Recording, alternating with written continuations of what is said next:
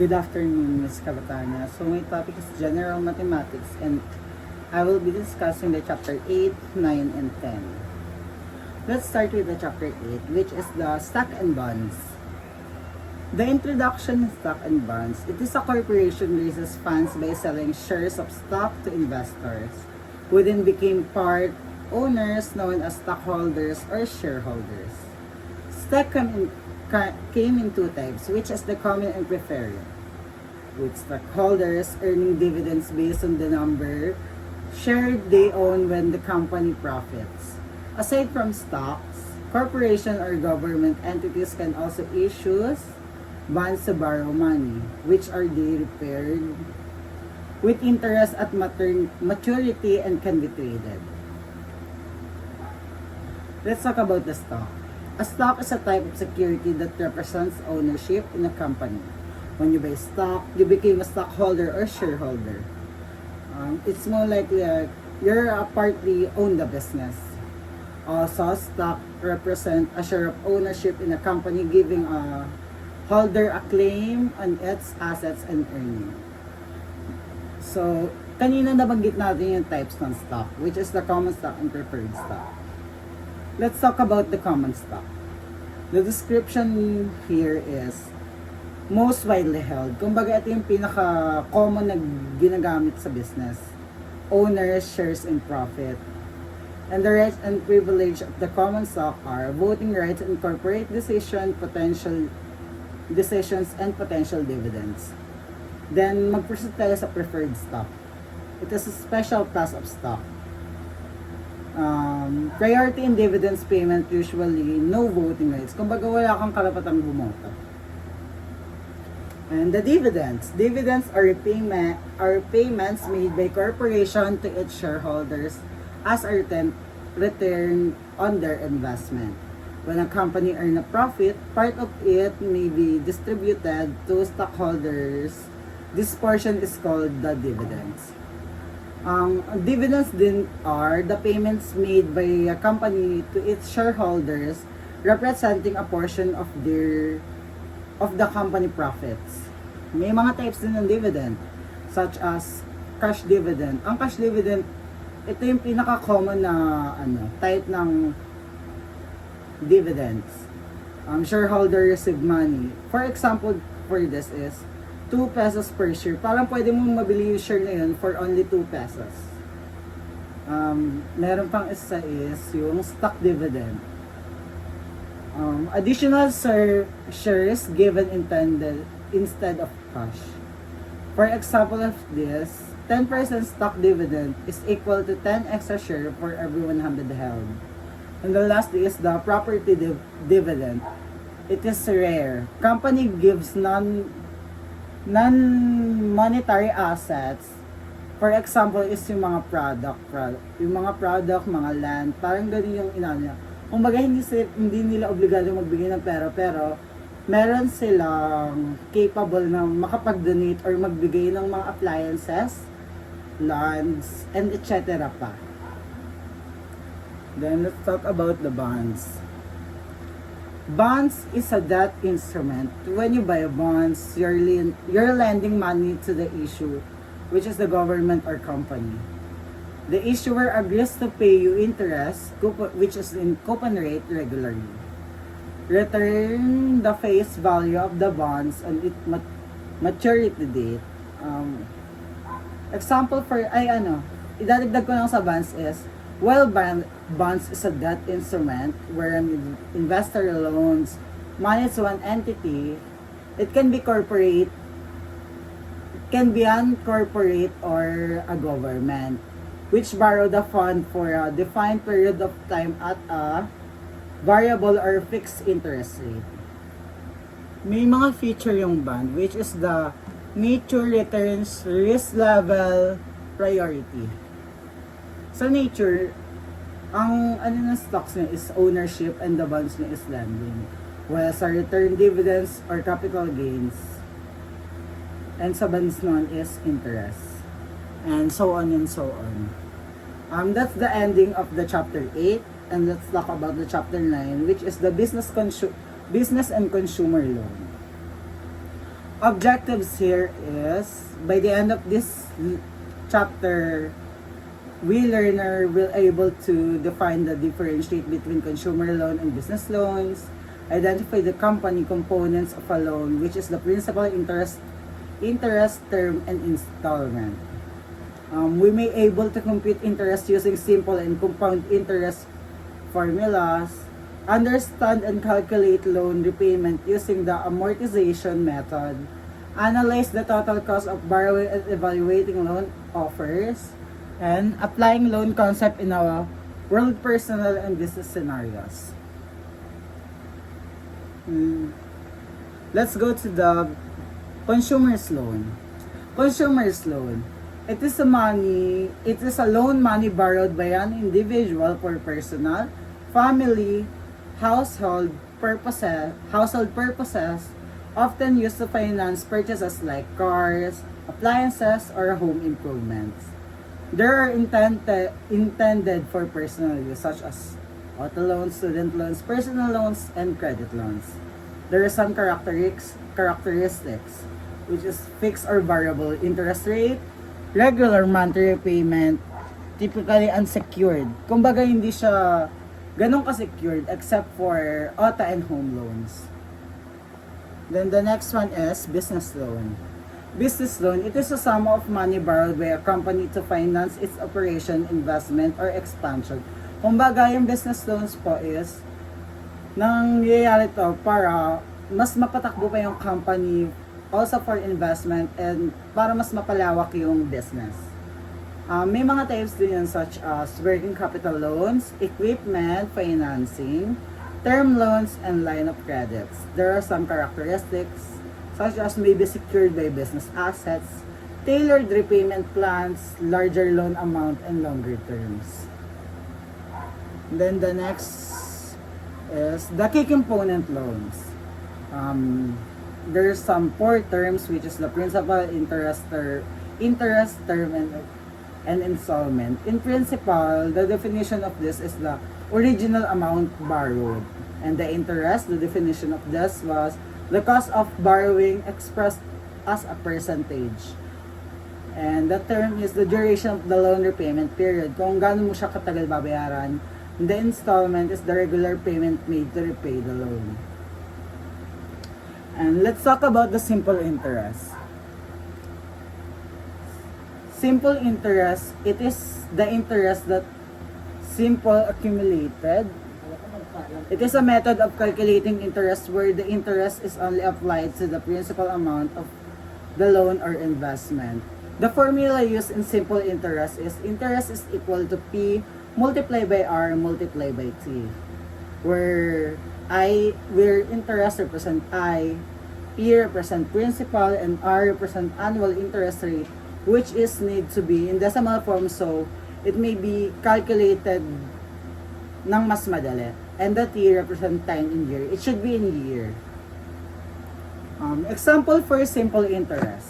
Let me give you an example. Ms. Cavatanya invested 2 million pesos for 20 years in Apple Corporation. A simple interest rate of 10% per annum. So using the formula of I is equal to P multiplied by R multiplied by T, let's now, parang hahanapin natin if ano nga ba yung mga values nito. So ang nawawali dito sa values nito, which is the interest or the I.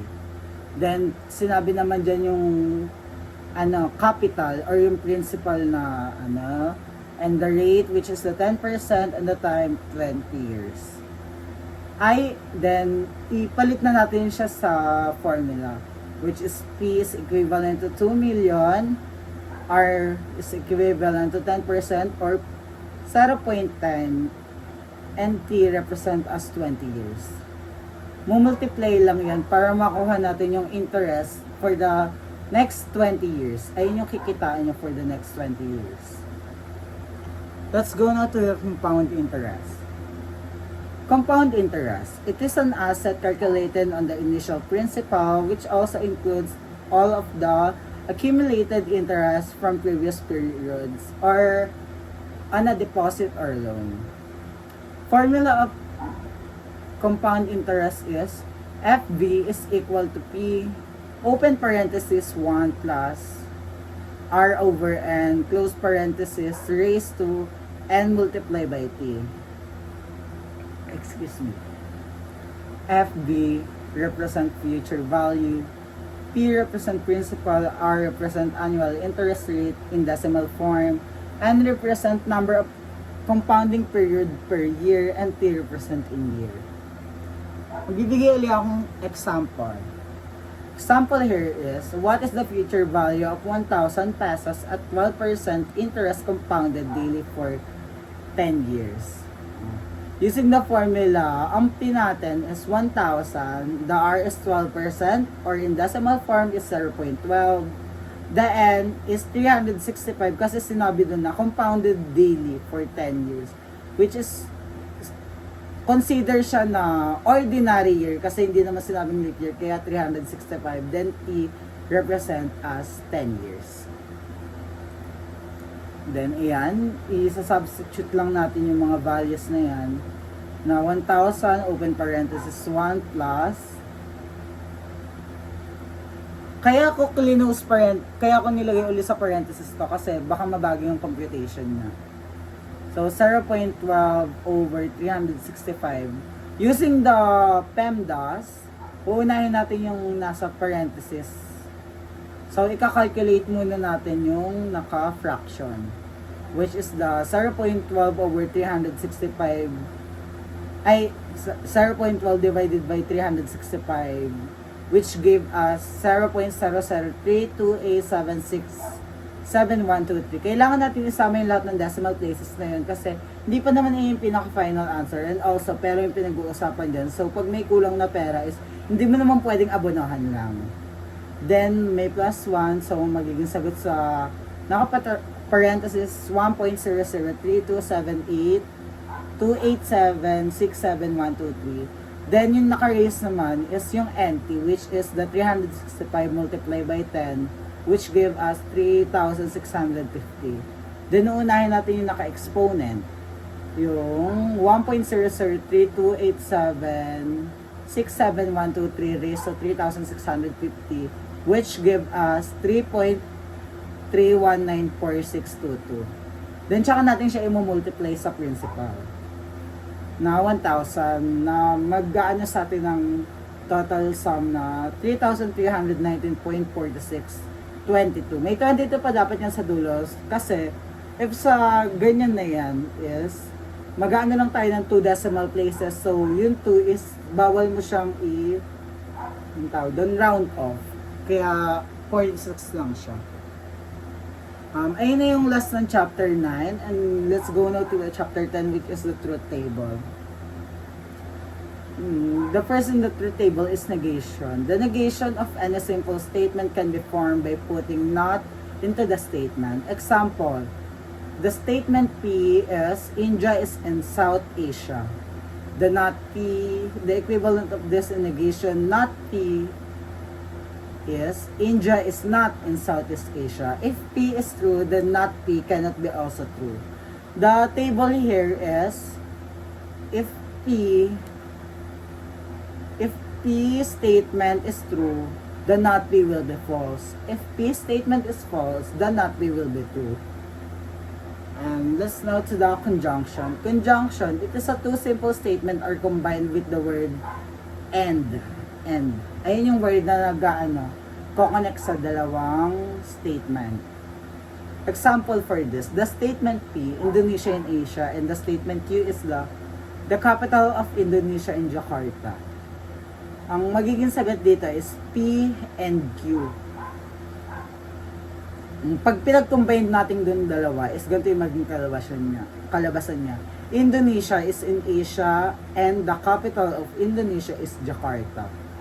This is written as P and Q, where ang tawag dyan, basta yung parang nakaganon siya, represent the word and. And the table here are, if the statement P is true and the statement 2 is Q, the answer of P and Q will be true. If the statement P is true and the statement Q is F, the statement P and Q will be F. And if the statement if the statement P is F and the statement Q is T, the P and Q statement will be F.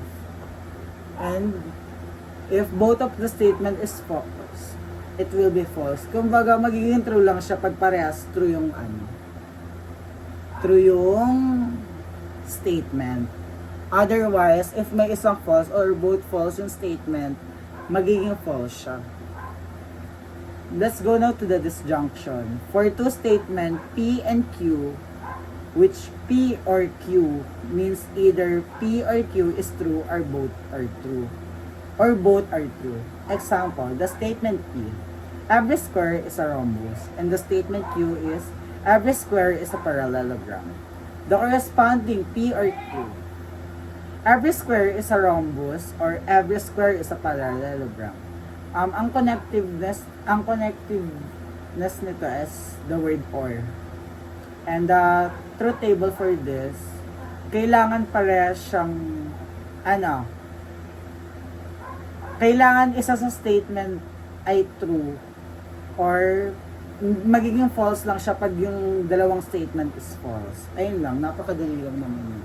Next is sa implication. It is read as P implies Q or if P, then Q. Example for this is, if statement P, Helen finishes her work, ayun yung statement P. And the statement Q is, she will clean her room. Pag pinagsama itong dalawa, if Helen finishes her work, then she will clean her room. Ang table naman dito is, kailangan the both statement should be true or false para maging true. Then, pag may magkaiba namang statement, kunyari, the one statement is true and the one statement is false, kung saan nakaturo yung arrow, yun yung sagot. Kunyari, the statement P is F, the statement Q is T, then nakaturo yung arrow sa Q, ang magiging sagot niya is true. Or yung kabaliktadan lang nun. Sa last one is the equivalent. It is read as P is equivalent to Q or P is equivalent to Q if and only if. Ayan, pwedeng connectiveness niya, word niya is equivalent or if and only if. P and Q are logically equivalent if they have identical truth values under all possible situations. Also called logically, pwede mo din siyang tawagin biconditional. Example, the statement P, I will get wet, and the statement Q is, if it rains. So, P equivalent Q yung magiging dyan. So, ang new statement niya is, I will get wet if and only if it rains. So, the truth table here is, kailangan yung both statement is true or false. Kailangan both statement siyang true, both statement siyang false para maging true. Otherwise, if isa din sa statement na yun is magiging false, false na yung sagot niya. And dito na tayo sa logical connectives and symbols. Kaya nga sinabi ko, ang pagbasa dito sa negation is not P, which connective is not, the symbolic is yung ganon. Then the type of statement is negation. Then the next statement is conjunction, which is P and Q, connective niya is and, tapos yung symbol niya, binabaliktad. Then sa disjunction, P or Q, yung connective niya is or, symbolic niya yung parang binagano na mababa yan eh. Then sa condition, if P, then Q. Connective niya, if, and then. Tapos symbolic niya yung may arrow na isa. And sa biconditional naman, P if only if Q.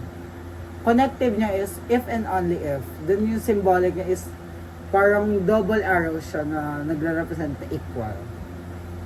And that's all, ma'am. Thank you.